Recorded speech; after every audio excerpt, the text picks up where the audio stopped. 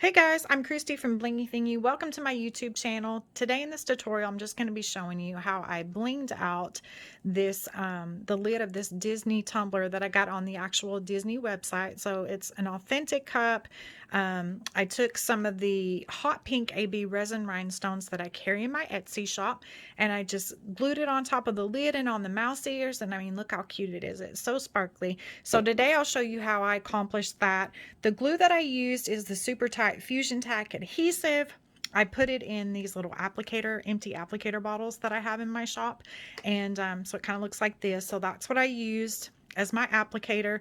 And then I used the yellow wax pencil that I carry in my shop to pick up the rhinestones. You guys, this tool is so inexpensive and it's amazing. I love it. It's pretty much the only tool that I use for my rhinestones. Also, these are the hot pink AB resin in a size 4mm. This is mainly the size that I used.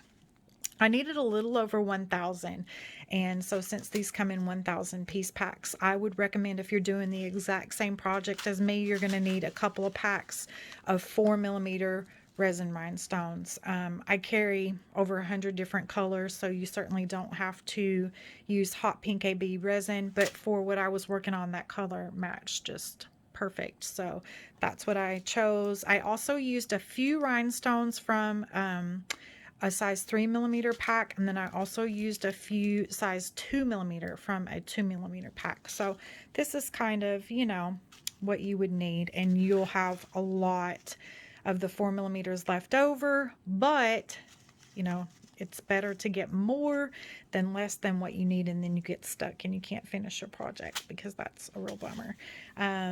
To sand down and prep my lid, I used this medium grade sanding sponge. I actually used a wet sponge technique when I did mine. Now you're going to notice in the tutorial that you're going to see me sanding down this, the Mickey tumbler. I thought I would have time to do both tumblers, and I just ran out of time yesterday, but I wanted to go ahead and get this video going. But it's the same process. I'll show you how I did that, and then I wiped everything down with alcohol wipes. So let's get started. Okay, so what I'm doing is I'm just taking this medium grade, it's a sanding sponge, and so I'm just doing like a wet sand on it. See, I can kind of bend this and flex it around, and I'm just going to take and just sand this down. And this is going to help to get rid of that slickness that's kind of on top of these, and just to create a better surface so the rhinestones and stuff will adhere to it. So yeah, I'm just kind of doing this, and like, see, I can bend this around and get it wherever I need it to be. Okay, so I just finished sanding this. I showed you how I did that. I'll show you up close what I used. I got these at Ace. They're just the medium sanding sponges.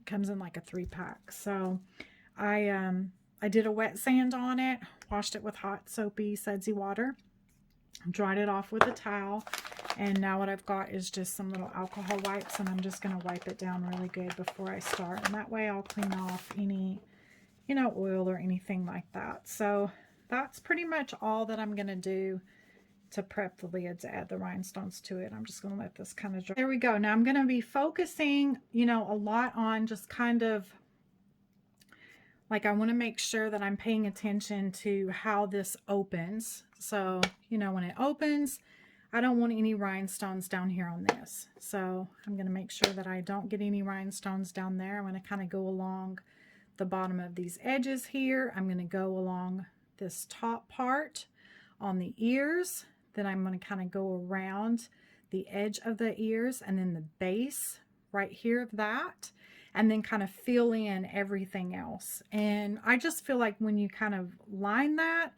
everything just flows a lot better than if I just kind of started placing rhinestones in the middle and then worked my way out. It wouldn't look really like so seamless when it's done if you do it like that. So I do like to just kind of go around and outline everything, you know, first. But I think what I'm going to do right now is I'm just going to start kind of on this top part of the ear. Now, if you've never worked with the Fusion Tack before, it's pretty runny. For years, pretty much the only glue that I ever worked with was E6000. And if you've worked with E6000 glue, it's like goopy and gooey. So you can kind of set a stone there, and for the most part, it's just not gonna, you know, it may move just a little bit, but it's, like I said, it's super gooey and all that. But this is a little bit more runnier. I do like this precision applicator though for this glue. You can get just a little bit more kind of precise.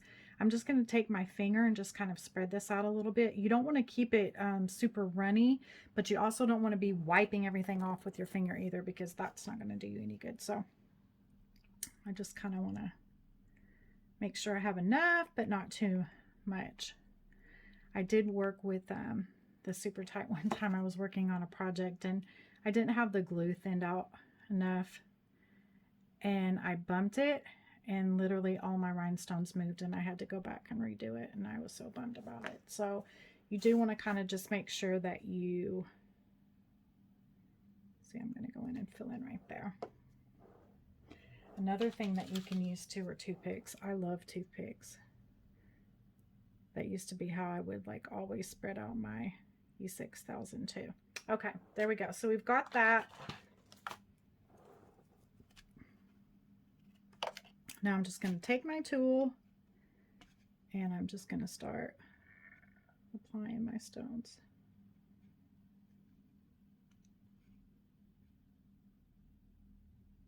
Oh yeah, this color is going to be really, really, really nice. Now the Super Tight, it's going to go on white, but when it dries, it's going to be clear. So you're not going to see all that once it dries. So